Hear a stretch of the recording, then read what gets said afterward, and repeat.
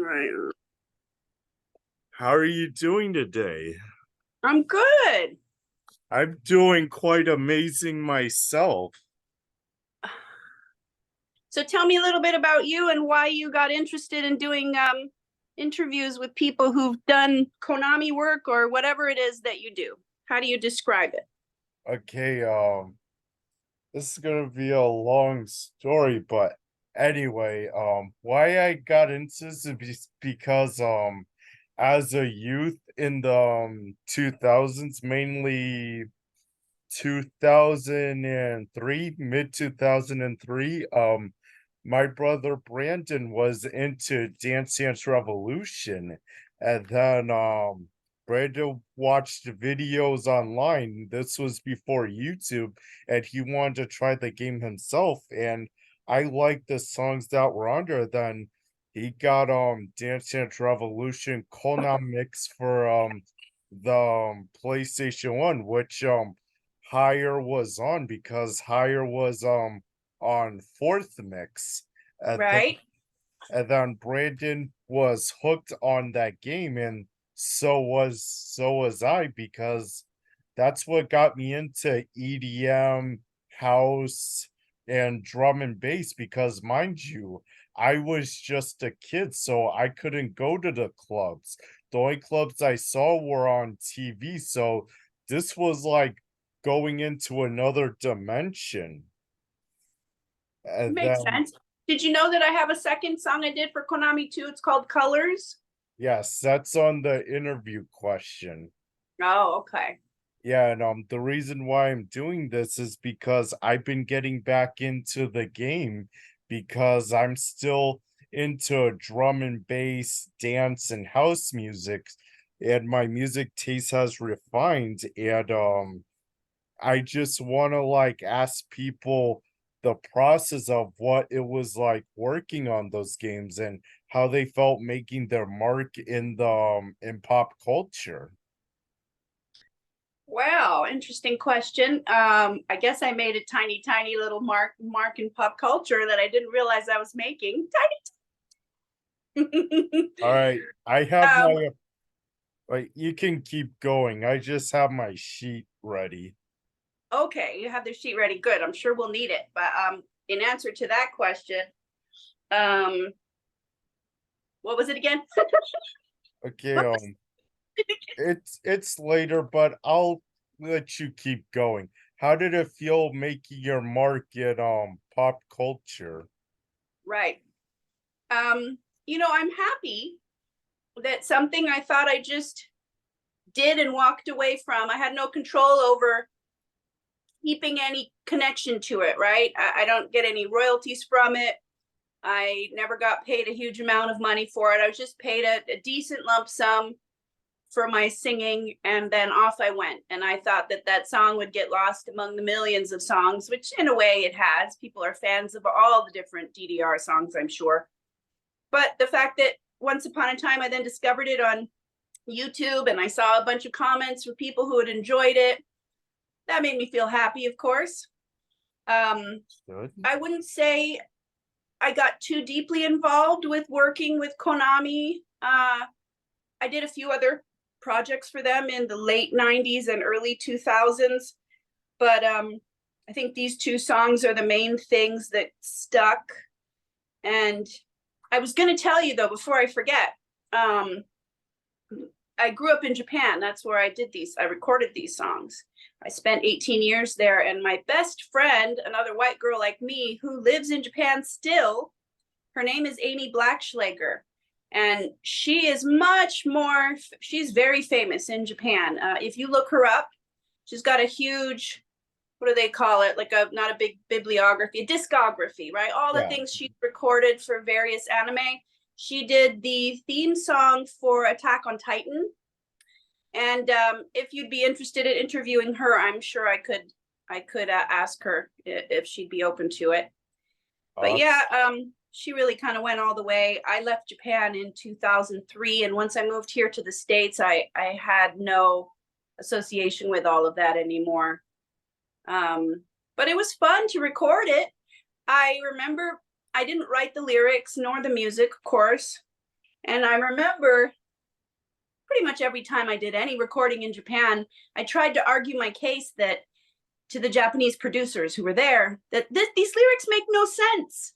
And I tried to offer suggestions for small tweaks that would at least make it make a little more sense, but they didn't care. And that's a Japanese thing. I don't know if you know that in Japan you can get t-shirts or notebooks or anything with like printed marketing on it that has nonsense statements. Have you ever seen this nonsense statements that they like in Japan?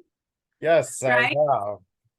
It's kind of like it's haiku related almost. And what they say when I questioned some of my colleagues and friends about it in past years was, yeah, we're not using English to make a statement that tells a story and makes sense. We're using English to give a vibe or a feeling, right? So like, Yeah. for example, if you see a t-shirt that says women, window women buy gossip, summertime, happy tea.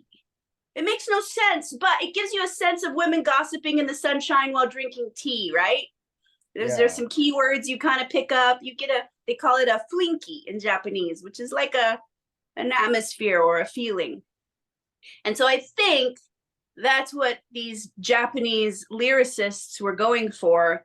They didn't care that it didn't make sense. They just liked the words that they had chosen. Wow. All right. Now I have my sheet ready. Question 1. Where are you from and what was your upbringing like? I was born in Canada, but when I was 3 months old, my parents moved themselves and me, I'm the eldest of 8 children, to Colombia in South America. And I was raised all over South America, 6 different countries for 8 years. And so that was the majority of my time until I was 10 years old. I was living in Colombia, Ecuador, Peru, Argentina, Chile, Venezuela, those 6 countries. And mostly Ecuador. That's the one I remember the most. That's where I was living when I was the oldest. I have most of my memories in Ecuador, in Quito and in Guayaquil, those 2 big cities. And I still love Ecuador. I went back to visit not too long ago, and I would live there if I had enough money to have a second home or just to run away and retire. That would be the place to go. They use American dollars there, which is interesting. Awesome. So then when I was 10 years old, we moved to Japan, and I lived there for 18 years. And when I was singing my whole life. So the reason that my parents moved to South America is because they were missionaries and volunteer workers, and their church had a lot of music involvement. The members of the church wrote a lot of music, original music, both to use in their outreach and to use amongst themselves. And all of the kids who were raised in that religious community were kind of pushed into some sort of musicality. You either had to kind of become a dancer, so you could dance in the background of the singers, or you became a singer. And so I was singing and busking from the earliest times that I can remember. And then when I was 14, the church that my parents were with started putting together these children's educational videos. And I kind of got discovered by some of the producers that were part of the church. And from then on, I was singing and songwriting and traveling to other countries to perform in shows with the church in those other countries. And let's see, that's my background. Kind of like a lot of gospel singers, I was raised singing Christian songs and hymns and gospel songs. I was aware of secular music. Obviously, when we were out, you would hear it in the mall or on the radio. But my parents' church kind of, what's the word? They didn't like any music that came after 1970. That was devil music, right? But anything before that was their generation. It was the music that they thought woke them up, the hippies, you know, like whether it was the Beatles or more sort of protest kind of singers like Bob Dylan and that whole genre, right? James Taylor and songs that were songwriter songs with good lyrics and a message. If I could say those were, if anything was my influences, those kind of songs would have been my influences. So in case you haven't discovered it yet, I have a SoundCloud. I haven't put anything Yeah, recently there. I Did you find just it? yeah, I checked it out and I looked through everything when I was compiling all the questions. Very cool. Okay, so you're probably going to get to something there. But I'm sure you found that those songs have a sort of a Christian feel to them, like a Yeah. contemporary Christian, even though they don't say necessarily, they don't say Jesus, they don't really say Christian, but there's a feeling, right? Yeah. And I could never quite get away from that. So that's one of the reasons why I never pursued a heavy secular career in music. I tried a little bit, but I think by that time I didn't want it bad enough. Yeah. I would Uh, write songs and producers would always say, well, you should be a Christian artist. But then I would say, but I'm not a Christian anymore. So that would be disingenuous. Yeah, yeah. but you can make big money. Yeah, but that's not what I'm here to do. Uh, all right. Question two. What inspired you to begin your musical journey? um, well, being that it began so young, I think just being pushed into it, and the fact that my parents were both singers, the type of singers who, like, my dad had been in choir his whole life, and my mom could certainly carry a tune. Neither of them had ever been gainfully employed as singers, and I doubt either of them would call themselves singers, but my dad knew how to harmonize, so he walked around the house all day long, all the time, making little sounds and harmonizing and singing his own version of famous songs. Changing the words because he couldn't think of what the real words were. So we had a very musical household. All of our brothers and sisters, we were all noisemakers. We all walk around making little pops and squeaks. And our family's sense of humor is based a lot on words and music.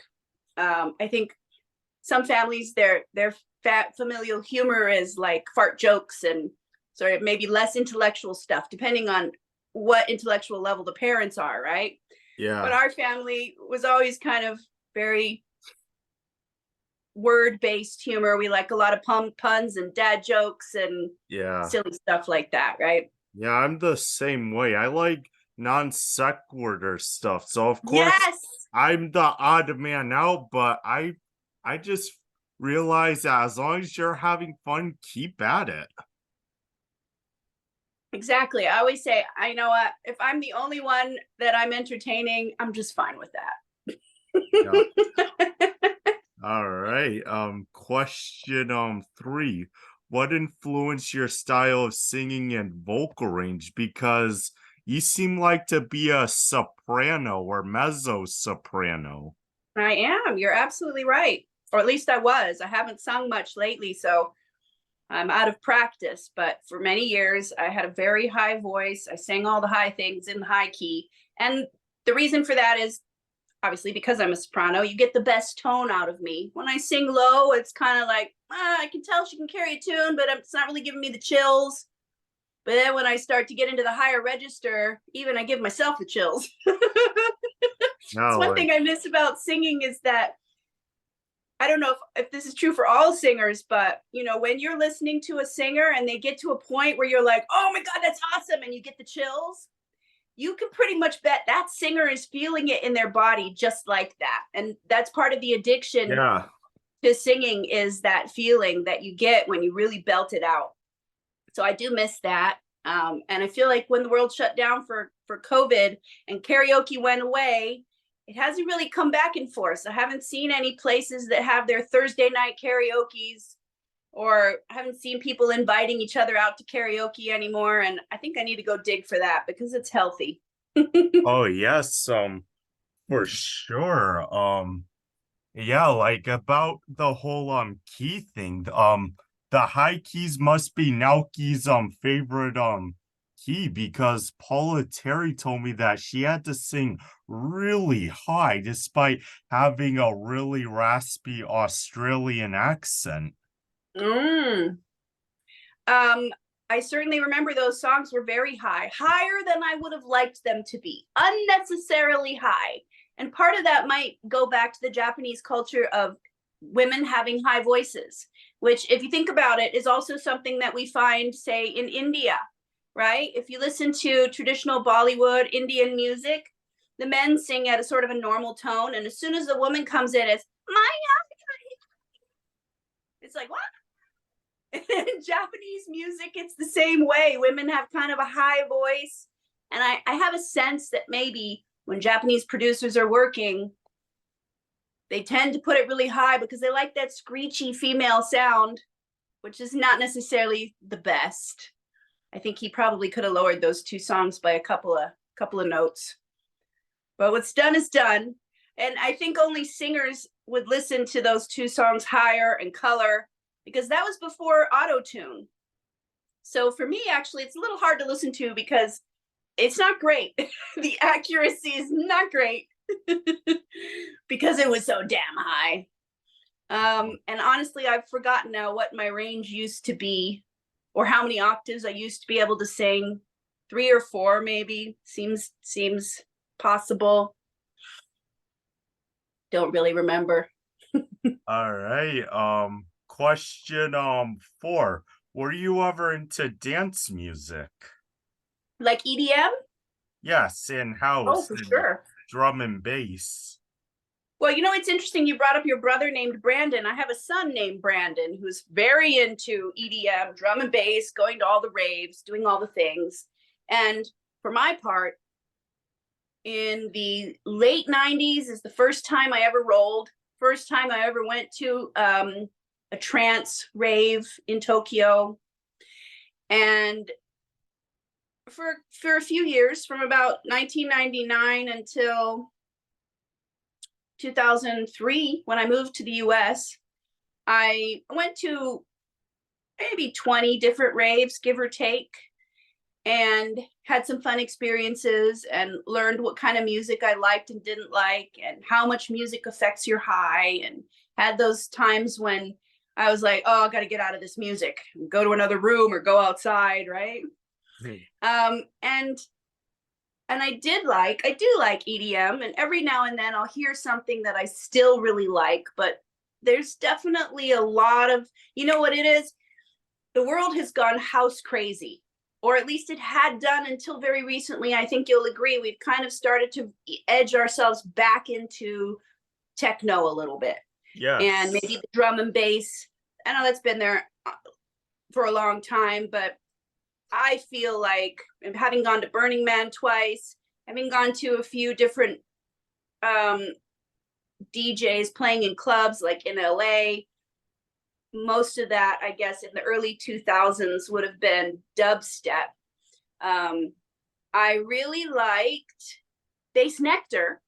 I went and saw him twice in concert and actually met him in Japan before he took on the name Bass Nectar. His name was Lauren something.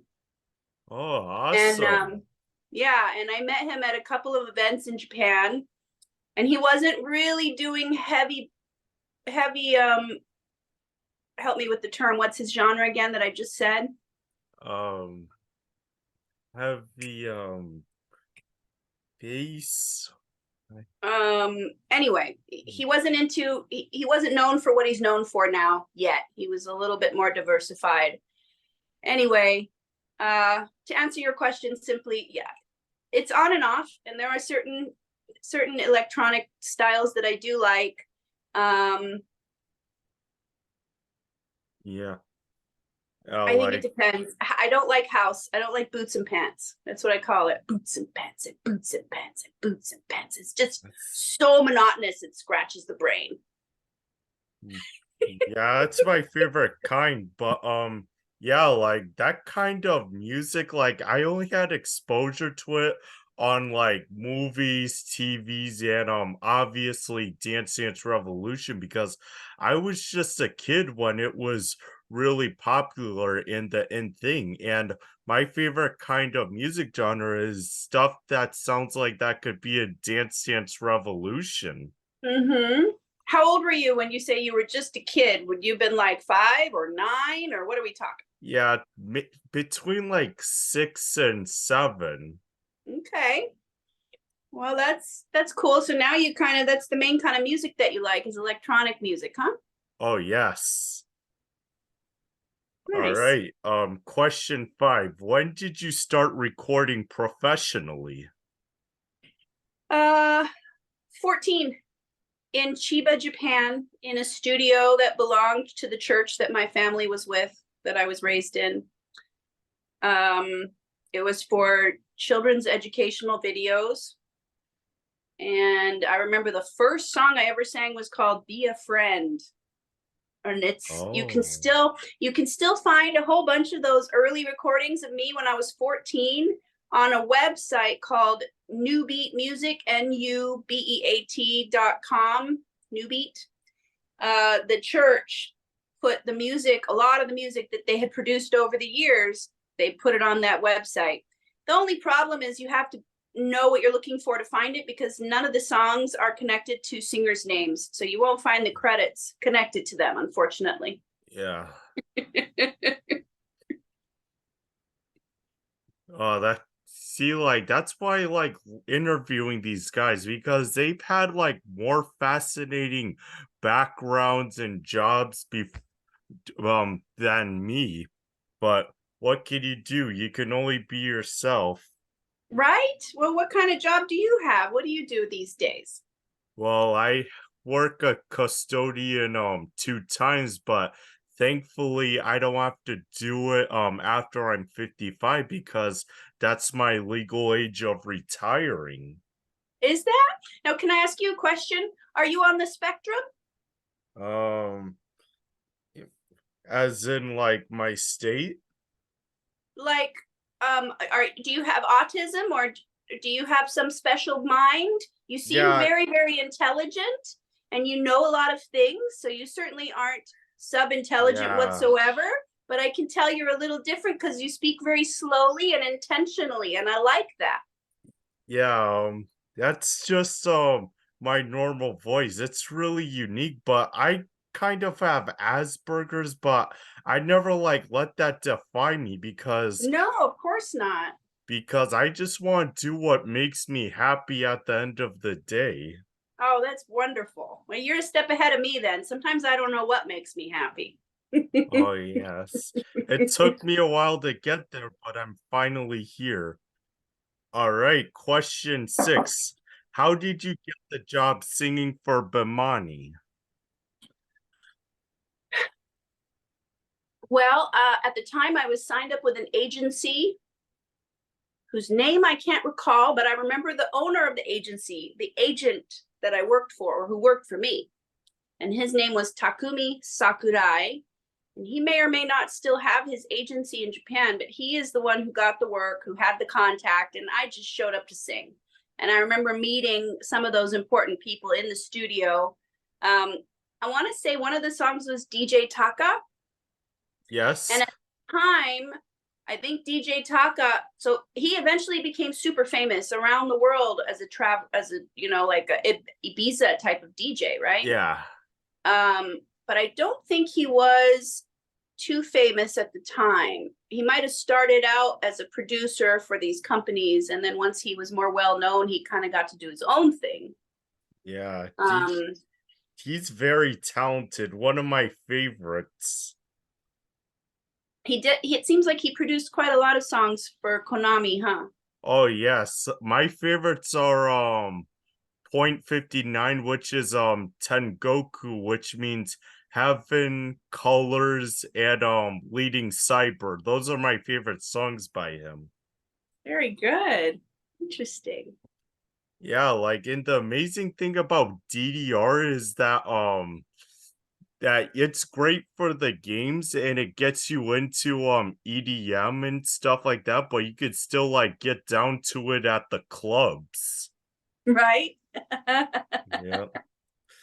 Do you go out and experience these things in clubs now that you're not a child anymore? Yeah, I don't go to clubs. I just watch footage because I'm too busy with my job and stuff and saving money Oh, because it, good for you. You're smarter than most then. yeah, and plus, like, no one dances anymore. Hello, like, are you Right? too embarrassed to boogie and get down?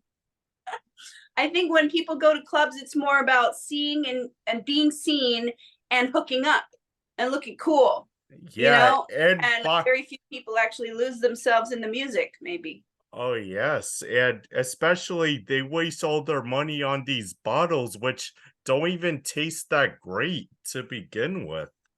Right? All right, question 7, the major question now. The creation of hire, what was that like and how did it Well, happen?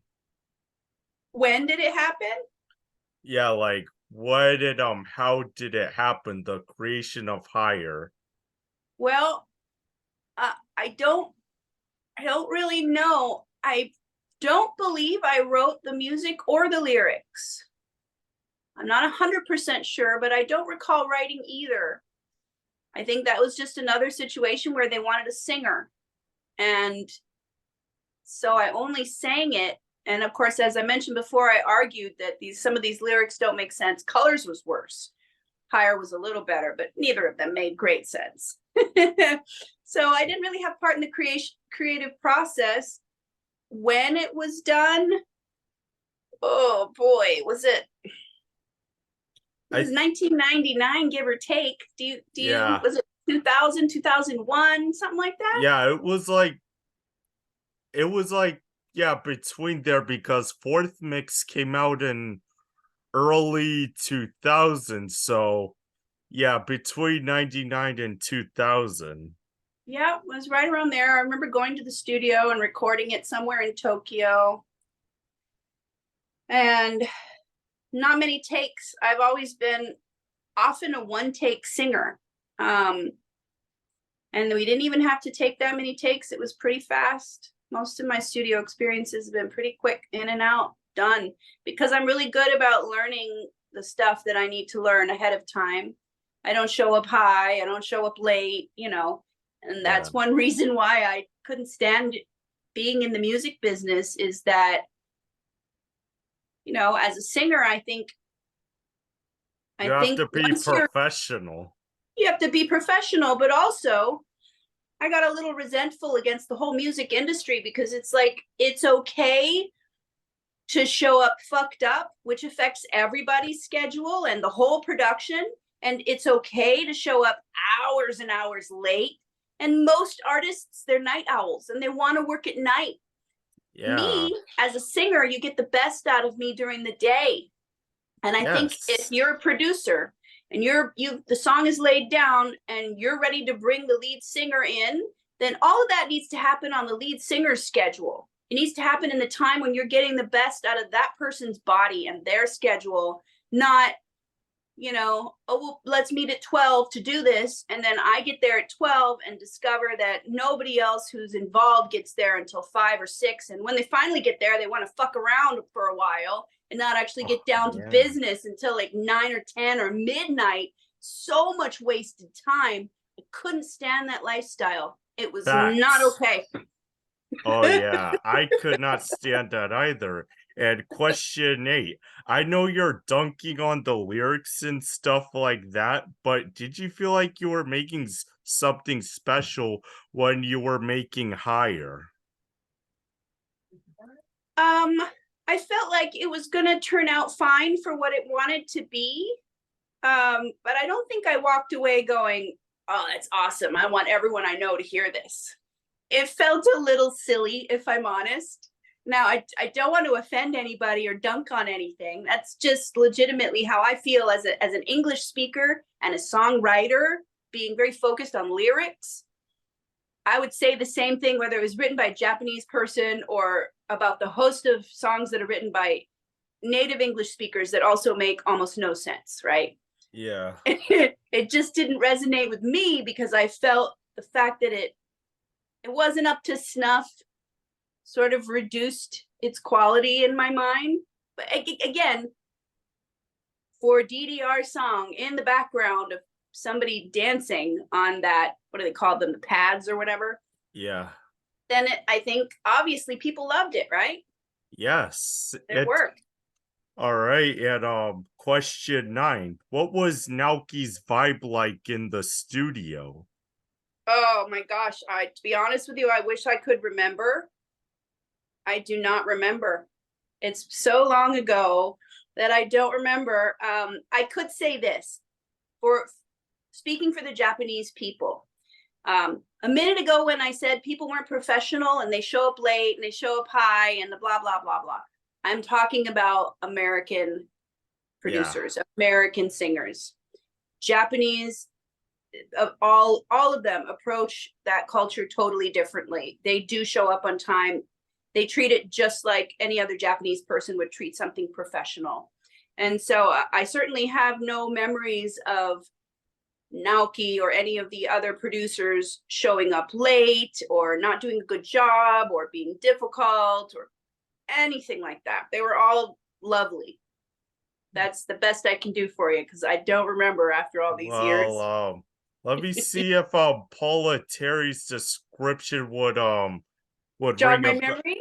yes, and Good idea. about the whole music professional thing, like Naoki was working day and night and nonstop on this series until like 2008. So of course he's going to give it as his all and show up to every session. But about jogging your memory, Paula told me that Naoki was really kind and professional and he knew what he wanted. He was meticulous on every song and he always had on this cowboy outfit and always had on like the trending Japanese clothes and was always himself instead of trying to be someone that he wasn't. Hmm. Doesn't necessarily jog my memory, but I can't remember anything that contradicts any of that. I do remember working with a couple of producers in Japan who certainly really knew what they were doing. They really knew what they wanted. I'm the kind of singer who, in a way, I produce myself a little bit because I have a high standard. So I'll be singing and then I won't like what I sang, so I'll stop and say, hey, can we go back? Let's start from whatever again. And some producers kind of balk at that a little bit because it's not something every singer does, but then they see very quickly that, oh, she knows what she's talking about. She was off. We should start. She knew it before I did, right? So then they work with Yeah. me and they let me do that. It's like a dance. You don't do too Yeah. much. You let them lead. You kind of take control of what you can take control of. It always went Facts. really well, yeah. All right, and question 10. Was it challenging singing in that high key? It was a couple of the notes. The problem with singing too high, even for soprano, is that then the sound starts to come more out of your nose. It gets squeakier and squeakier and more nasal. And that's not the best sound. You want to be just below that, right? Just Yeah. before that point.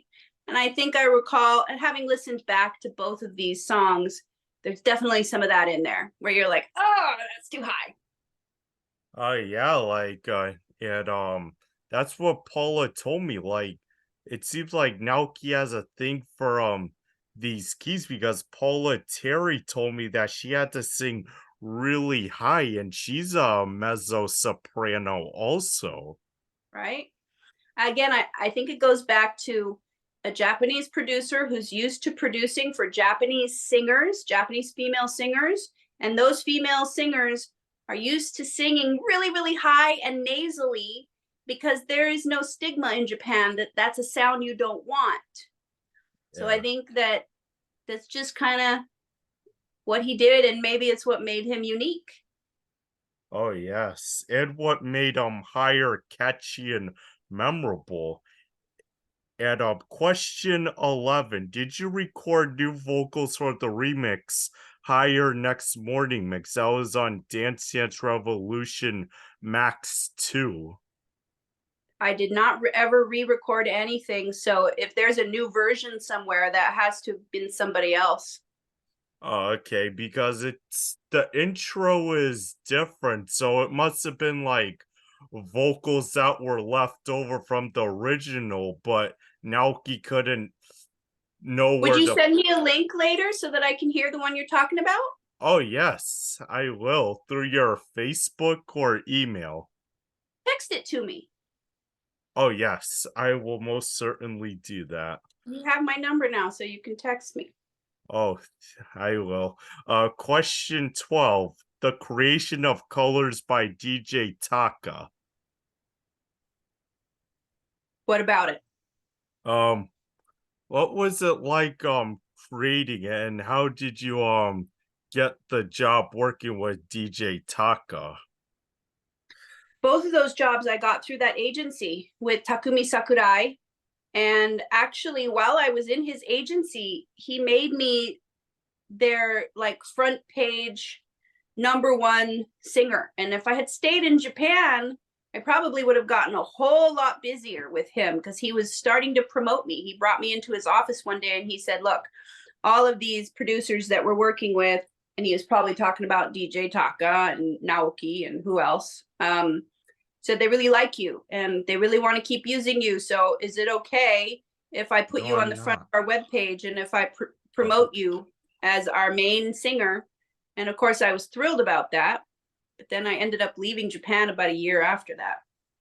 Oh, like it's Yeah, Japan always sounds like a good time because I want to go there myself one day. you would love it.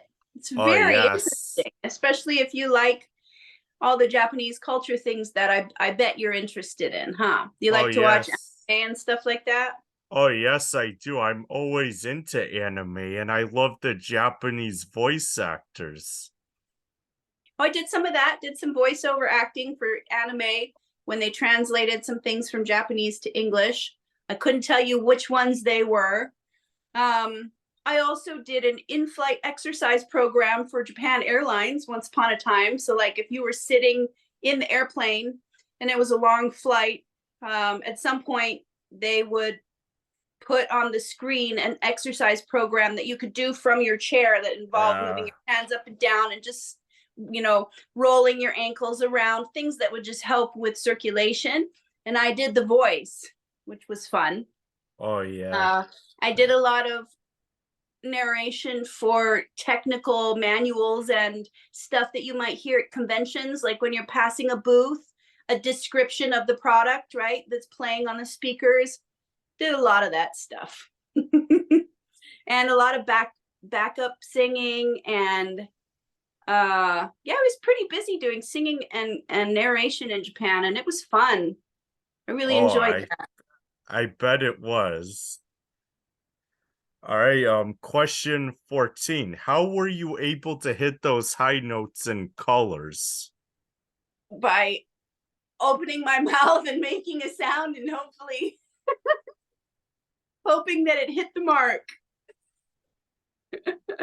I just have a high voice and if I'm singing all the time and I'm warmed up, it's not too difficult except for a few of the lines as we talked about already. Both of those songs were really high.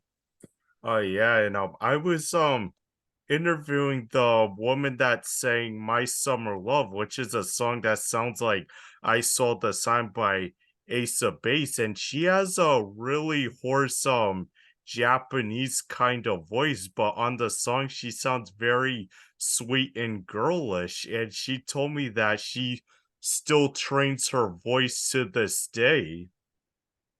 Good for her. as Uh, as well she should. That's very smart. and did you feel like you were making something special when you were working with DJ Taka for colors? Again, I think I realized it. I was there to do a job. It wasn't a passion project because I didn't create it, but I wanted it to turn out good. I wanted my part to be as good as it could be. And I was glad that I think it came out well. I I'm think that's glad it. I had no too. idea that people would love it the way they did. Oh yes. Question 16. heard any of the remixes to Colors. I think I might have heard one, but it's been a few years now, so I'm a little rusty on which one I heard. Oh, I found there was a Eurobeat version remix. okay.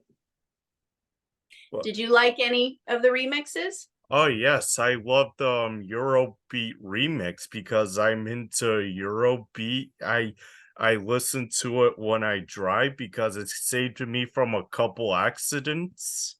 So send me the link to that one too, so I can hear what you're talking about. Oh, for sure. And question 17. How does it feel to have two songs that still resonate with EDM fans and the Dance Dance Revolution community? Oh, it feels awesome. I'm very happy. I feel lucky that people loved something that I sang and that it still has a small following all these years later. It was fun to find it on YouTube and then walk down memory lane to find something that I thought had just disappeared into the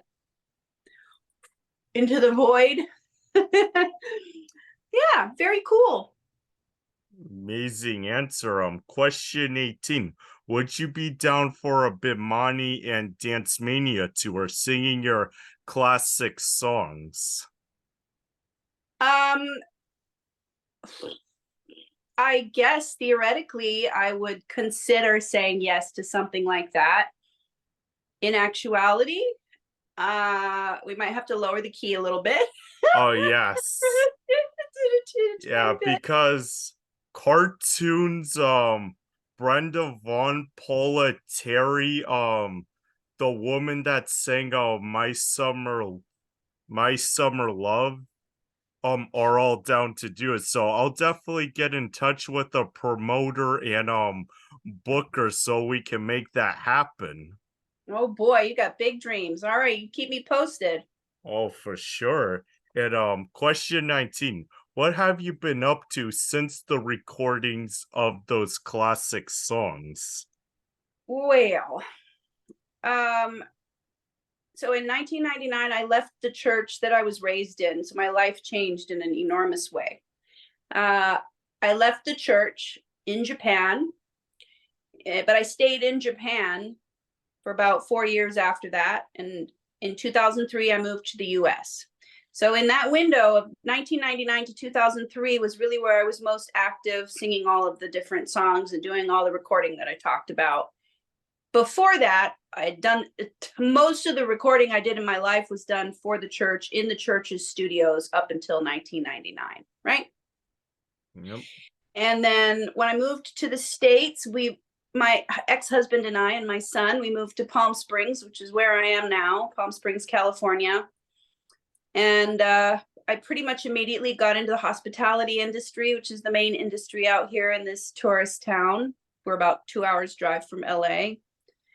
And when I say working in hospitality, I mean working in hotels, Yeah. working in the convention industry, and now I work in a big catering company. The company that I work for has the contract for all the catering at a convention center. So I do high volume catering, managing, recruiting. I kind of wear all the hats. It's a small mom and pop company that does a lot of big business. And then in the summer, now, when the desert is low season, so there's really nothing going on to cater, nothing to speak of. The person who owns the catering company that I work for has a second company that they own, which is a classic car restoration company. And so in the summer, he'll send me over to that company to help organize, just kind of get things back in order, which is what I'm doing now. I'm working for a classic car restoration company and Awesome. a catering company. Those are the two things I do now. Amazing. I bet you have a great retirement plan. I have no retirement plan. And I have a tiny, tiny 401k. I don't know what I'm gonna do when the time comes, but I like the way you're thinking. All right. Last question. What's your favorite dance move if you like to dance? There have been times when I've liked to dance, but if I'm honest, I've never really felt very comfortable in my body. I'm more of a cerebral person, a thinker, a talker, Yeah. analytical. Um, and sometimes I dance, but sometimes I feel a little uncomfortable dancing. What do I like to do when I dance? Uh, for me, I like to do the prep and the Carlton. Ah, you even know the names. Look at you. I wouldn't even know what to call the dance moves that I like. I don't know, mom moves. They're stupid. Yeah. That's how my Yeah, mom dances, like the but swing, you know.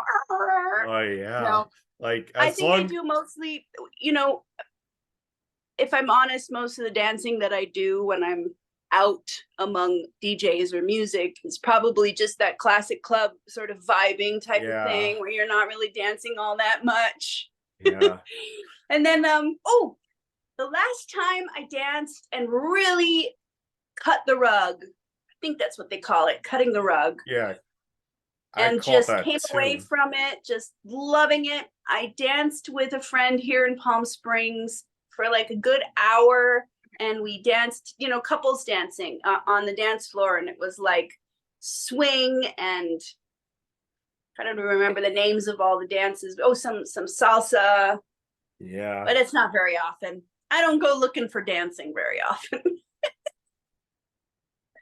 Yeah, like that's why I'm thankful of getting back into DDR because it's got me back into my groove and my self-esteem has improved so much and I'm definitely going to spin it at parties because I remember one time at work my friend Dan had this boombox. I asked him, "Can I please play my music?" And I played Dynamite Ray before the beat remix and it was very loud and the bass was really booming. And my man Dan asked me, "How do you listen to this stuff?" I told him, "Live a good life, have fun, and be a dancer."